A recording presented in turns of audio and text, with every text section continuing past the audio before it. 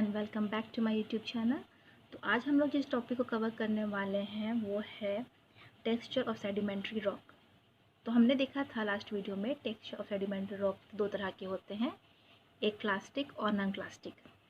तो क्लास्टिक में हमने ग्रेन साइज, शेप और स्पेरिसिटी इसे कवर किया था, और पेकिंग ऑफ ग्रेन्स और फैब्रिक ये हमारा क्लास्टिक में बाकी था, जिसे कि आज हम कवर करने वाले हैं। और साथ ही हम लोग नॉन क्लास्टिक टेक्सचर भी हम कवर करेंगे इस वीडियो में।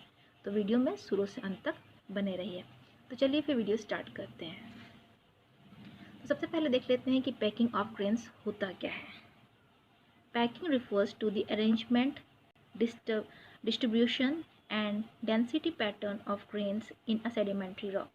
इसी सेडिमेंट्री रॉक में जो ग्रेन होता है उसका अरेंजमेंट, उसका डिस्ट्रीब्यूशन और उसका जो डेंसिटी पैटर्न है उसी को क्या कहते हैं, पैकिंग। ठीक है। Grain repacking affects bulk density, porosity and permeability of a rock. जो ग्रेन पैकिंग है वो किस किस पे अफेक्ट करता है, बल्क डेंसिटी पे, उसका डेंसिटी बल्क होता है, ठीक है, और उसके पोरोसिटी पे और परमेबिलिटी। ठीक है।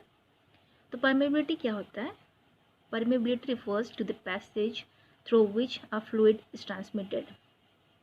तो परमेबिलिटी क्या होता है, परमेबिलिटी मतलब कोई रॉक अपने अंदर से कितना पानी गुजरने देता है, यानी अपने अंदर से कितना पानी ट्रांसफ़र करने देता है, उसे हम क्या कहते हैं, परमेबिलिटी। मतलब कि देख लीजिए, मान लीजिए इस तरह दो रॉक हैं, इस तरह से रॉक है, ठीक है। तो जब बारिश हो रहा है तो बारिश का पानी यहाँ से होकर के दूसरे चट्टानों के बीच में घुस रहा है ना, तो ये कितना पानी अपने अंदर से होकर के जाने देता है उससे ही हम क्या कहते हैं, परमेबिलिटी कहते हैं। तो जब हम लोग पेट्रोलियम के बारे में पढ़ेंगे तो वहाँ पे यही होता है कि उसके जो रॉक होते हैं वो परमेबल होते हैं, इसलिए वो अंदर की ओर जाते हैं और वो अंदर जा कर के एक नॉन परमेबल रॉक में जहाँ उन्हें मिलता है वहाँ पर जा कर के जमा होने लगते हैं और वहाँ से आपको पेट्रोलियम मिलता है, ठीक है। उसके बाद है पोरोसिटी। तो पोरोसिटी क्या होता है, porosity refers to voids between the grains, यानी ग्रेन्स के बीच में जो खाली स्थान होता है उसे ही हम क्या कहते हैं, पोरोसिटी कहते हैं। जैसे कोई ग्रेन है, ठीक है, तो उसके अंदर में बहुत सारे खाली स्थान होंगे, ठीक है ना, बहुत सारे खाली स्थान होंगे। तो ये खाली स्थान में क्या होता है कि जब बारिश जब आता है तो इस खाली स्थान में अपने अंदर क्या होता है, रॉक जो है अपने अंदर इन जगहों पे पानी इकट्ठा करके रख लेता है। तो उसे ही क्या कहते हैं, अपने अंदर जो पानी रखने की जो क्षमता होती है किसी ग्रेन की, उसे ही क्या कहते हैं, पोरोसिटी कहते हैं, ठीक है। जो हम लोग का पैकिंग होता है उसे हम दो तरह के बेसिस पे देखने वाले हैं। पहला है लूजली और टाइटली पैक्ड, और दूसरा है हम लोग का on the basis of grain and matrix, ठीक है।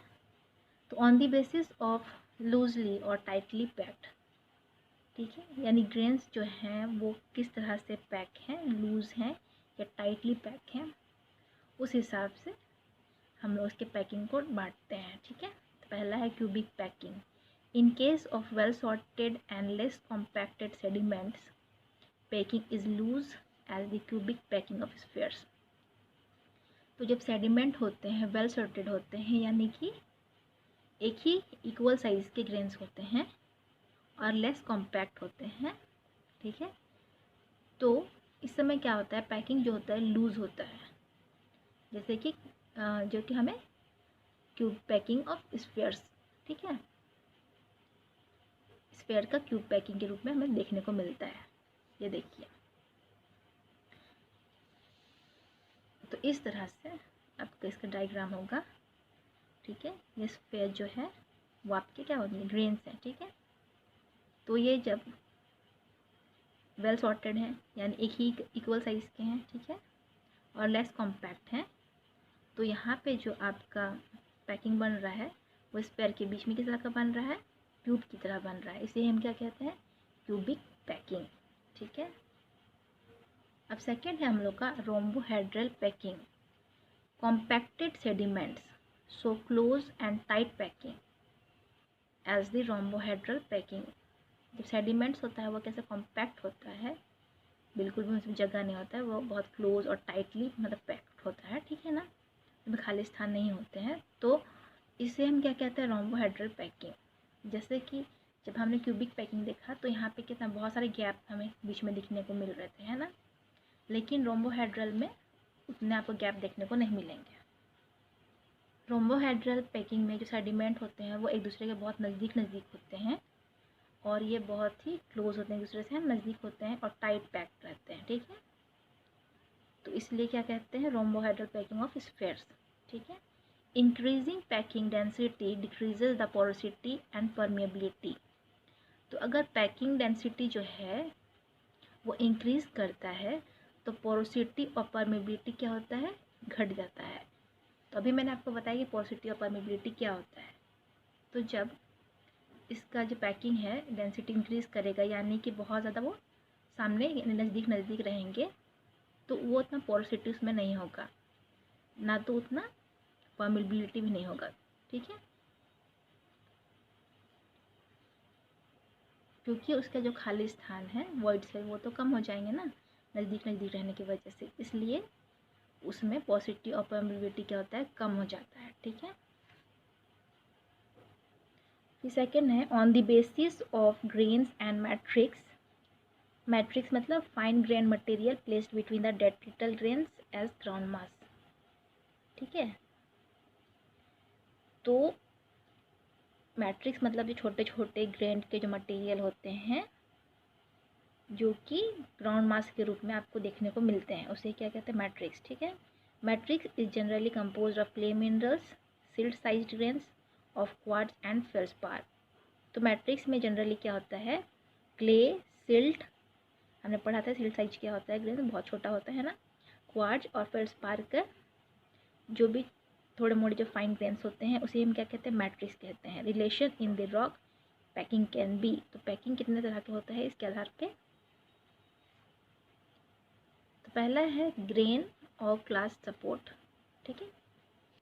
तो grains are the main constituents of the rock. तो जो रॉक का जो मेन कंस्टिट्यूएंट क्या होता है, ग्रेन होता है, ठीक है। Grain touch each other and there is a little matrix. तो ग्रेन जो है वो एक दूसरे से टच किए हुए होते हैं, जैसा आपने देख रहा है यहाँ पे ग्रेन्स हैं, ठीक है, और उसमें थोड़ा मोड़ा मैट्रिक्स होता है, बीच बीच खाली स्थान पे थोड़ा मोड़ा मैट्रिक्स होता है, ठीक है। एग्जाम्पल, जैसे एग्जाम्पल है beach sand deposits and stream flood sediments. जो बीच में जो सैंड होता है उसके डिपॉजिट में जो फ्लड का यानी बाढ़ का जो सेडिमेंट रहता है वहाँ पे वो मैट्रिक्स का काम करता है। ये चीज़ यहाँ पे बताया गया है ग्रेन और क्लास सपोर्टेड में। फिर दूसरा है मैट्रिक्स सपोर्टेड, ठीक है। Matrix is the major constituent in the rock. तो यहाँ पे मेजर जो है क्या होगा, मैट्रिक्स। ग्रेन वाला में था मेजर ग्रेन था, ठीक है ना, और मेजर कंस्टिट्यूएंट क्या था, ग्रेन था मेन कंस्टिट्यूएंट, और यहाँ पे जो मैट्रिक्स होगा वो ज़्यादा होगा and grain floats in the matrix. और जो ग्रेन है वो मैट्रिक्स में तैरते हुए नज़र आते हैं, यानी मैट्रिक्स बहुत जो मैट्रिक्स होते हैं वो बहुत ज़्यादा होते हैं, ग्रेन जो होते हैं बहुत कम होते हैं। इसका एग्जांपल है mud flow deposits. Generally matrix supported rocks are poorly sorted. तो मड फ्लो डिपॉजिट वो जो हैं उसके एग्जांपल हैं, ठीक है। और जो मैट्रिक्स सपोर्टेड रॉक्स होते हैं वो पुअरली सॉर्टेड होते हैं, यानी कि उसमें कुछ ग्रेन्स बड़े कुछ छोटे तो अनइक्वल होते हैं, है ना। अब इसका डायग्राम देख लीजिए। तो ये है इसका डायग्राम मैट्रिक्स सपोर्टेड का। यहाँ पे देखिए ये जितने भी बड़े बड़े दिख रहे हैं ये आपका क्या है, ग्रेन है, और जितने भी यहाँ पे ब्लैक ब्लैक से हैं किनारे ये आपके क्या है, मैट्रिक्स, ये आपके मैट्रिक्स है, ठीक है। और ये आपके क्या है, ग्रेन्स, ठीक है, ये आपके ग्रेन्स हैं और ये आपके मैट्रिक्स हैं। तो ये है पैकिंग में। अब हम लोग आ जाते हैं फैब्रिक के, फैब्रिक क्या होता है। इसमें जो लास्ट हम लोग का टॉपिक है वो है फैब्रिक। 5th पॉइंट है जो है हमारा लास्ट प्लास्टिक टेक्सचर में, वो है फैब्रिक। तो फैब्रिक क्या होता है, it is the arrangement of the plastic particles in sediments. ये जो होता है वो प्लास्टिक पार्टिकल्स जो होता है उसका अरेंजमेंट होता है किसी सेडिमेंट में, ठीक है, उसे ही हम क्या कहते हैं, फैब्रिक कहते हैं। It is defined as the orientation of the grains or lack of it with which the sedimentary rock is composed। ये क्या होता है, ग्रेन का ओरिएंटेशन होता है या तो फिर सेडिमेंट्री रॉक जिसे कंपोज्ड होता है ना उसके बारे में, मतलब ग्रेन जो है वो उसका ओरिएंटेशन कैसा है उसके बारे में यहाँ पे आपको पता चलता है कि वो रैंडमली अरेंज है या तो फिर एक प्रॉपर तरीके से अरेंज है, वो यहाँ पे हमें पता चलता है। ठीक है। Pebbles, sand grains, mica flakes etcetera are the most useful fabric elements. Pebble, sand grains और माइका फ्लैक्स जो होते हैं वो बहुत ही यूजफुल फैब्रिक एलिमेंट्स होते हैं। ठीक है। Also some fossils like gastropod shells etcetera, तो कुछ फॉसिल्स भी जैसे कि गैस्ट्रोपोड का सेल्स जो होता है, ठीक है ना, गैस्ट्रोपोड सेल्स जो होते हैं वो भी एक अच्छा फैब्रिक के रूप में फैब्रिक एलिमेंट्स होते हैं। ठीक है। It determines the paleo current direction, और इससे क्या पता चलता है, पेलियो करंट का डायरेक्शन पता चलता है। यानी पेलियो करंट बोलने का मतलब जो उस समय जब रॉक बन रहे थे उस समय जो करंट का डायरेक्शन था वो किस तरफ था वो हमें सब पता चलता है। ठीक है। अब जो फैब्रिक है इसे हम दो टर्म में डिवाइड कर सकते हैं। ठीक है।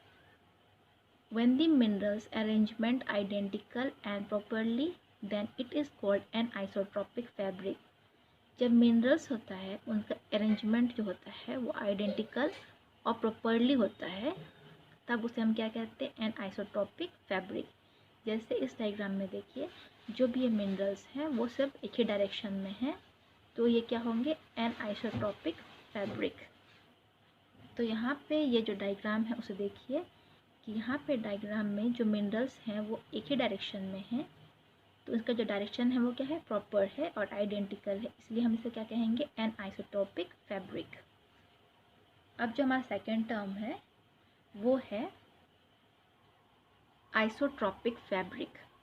When the minerals are not perfectly oriented और randomly arranged then it is called isotropic fabric.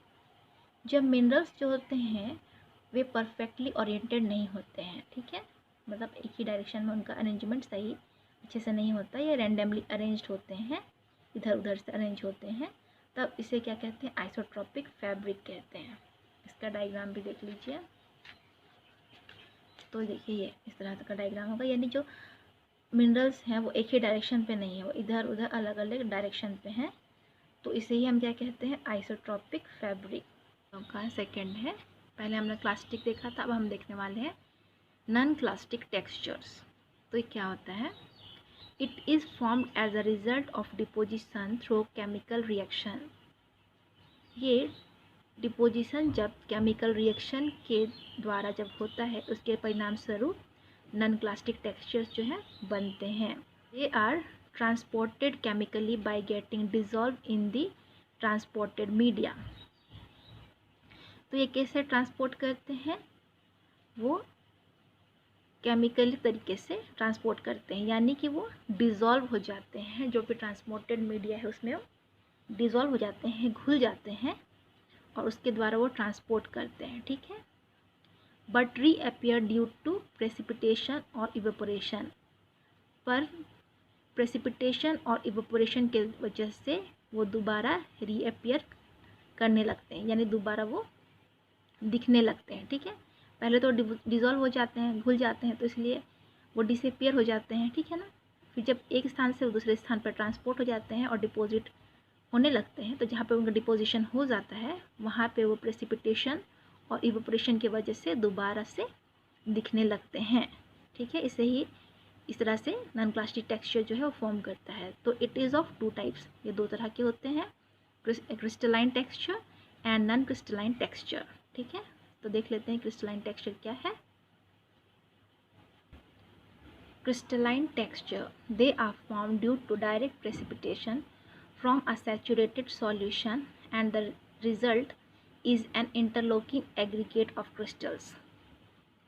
इसमें क्या होता है कि ये डायरेक्ट प्रेसिपिटेशन जो होता है सैचुरेटेड सॉल्यूशन का, तो उससे क्या होता है, ये फॉर्म करते हैं। ठीक है। यानी बारिश के पानी से जो डायरेक्ट प्रेसिपिटेशन होता है उसके द्वारा ये फॉर्म करते हैं और इसका रिजल्ट क्या होता है, इंटरलॉकिंग एग्रीगेट ऑफ क्रिस्टल्स। ठीक है, तो इसको डायग्राम देख लीजिए। इंटरलॉकिंग एग्रीगेट्स ऑफ क्रिस्टल्स बोलने का क्या मतलब है कि जो क्रिस्टल है वो इंटरलॉक हो जाते हैं चारों तरफ से, ठीक है, ग्रेन्स से, इस तरह से। ठीक है, तो इसमें क्या होता है, जो क्रिस्टल है वो ग्रेन्स के से इंटरलॉक हो जाते हैं और ये फाइन ग्रेन है, इसलिए यहाँ पे छोटे छोटे आपको यहाँ पे देखने के लिए मिल रहा है। ठीक है, तो फाइन ग्रेन में इस तरह का ये दिखेगा।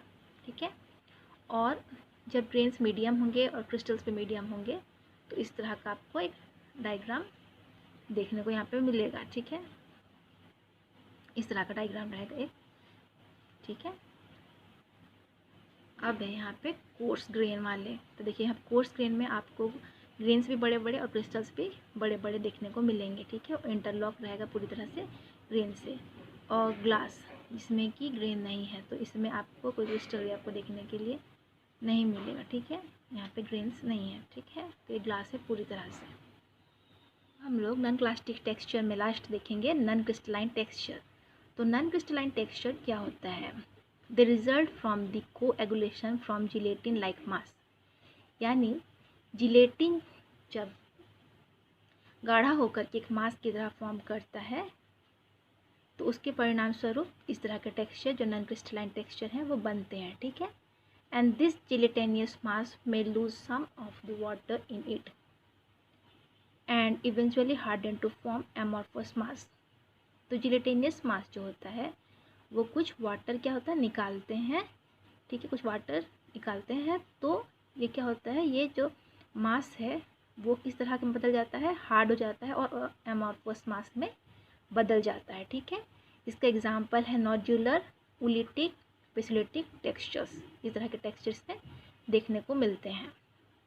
अब डायग्राम के द्वारा हम लोग देख लेंगे किस किस तरह के टेक्सचर होते हैं।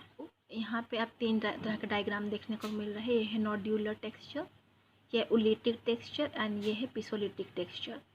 तो नोड्यूलर टेक्सचर जो होता है वो एक गांठदार बनावट की तरह होता है, एक दूसरे से बिल्कुल गांठ की तरह जुड़े हुए रहते हैं और इसे हम क्या कहते हैं, नोड्यूलर। ठीक है, क्योंकि इससे पानी जो है बाहर निकल गया है इस मास से तो ये बिल्कुल ही हार्ड हो गया है, इसकी वजह से इस तरह का फॉर्म करता है। उसके बाद उलिटिक, इसमें क्या होता है कि इसका जो साइज होता है वो पिन हेड साइज का होता है, यानी 1 मिलीमीटर साइज़ का होता है और इसका टेक्सचर इस तरह से आपको देखने को मिलता है, तो इसे कहते हैं उलिटिक। और पिसोलिटिक, ये भी आपका राउंड क्रिएशन में होगा। उलिटिक और पिसोलिटिक दोनों ही राउंड क्रिएशंस में होते हैं और इस तरह के टेक्सचर आपको देखने को मिलेंगे, लेकिन इसका साइज़ जो होता है वो पी का यानी मटर के दाने के जितना बड़ा होता है और इसका साइज़ बहुत ही छोटा होता है, यानी पिन के हेड कितना जितना छोटा होता है। तो आज हम लोग का texture of sedimentary rock cover हो गया है। तो आई होप कि आपको ये वीडियो समझ में आया होगा। तो अगर आपको वीडियो समझ में आया है और अच्छा लगा है तो वीडियो को लाइक करें, शेयर करें और मेरे चैनल को सब्सक्राइब करें। Thank you.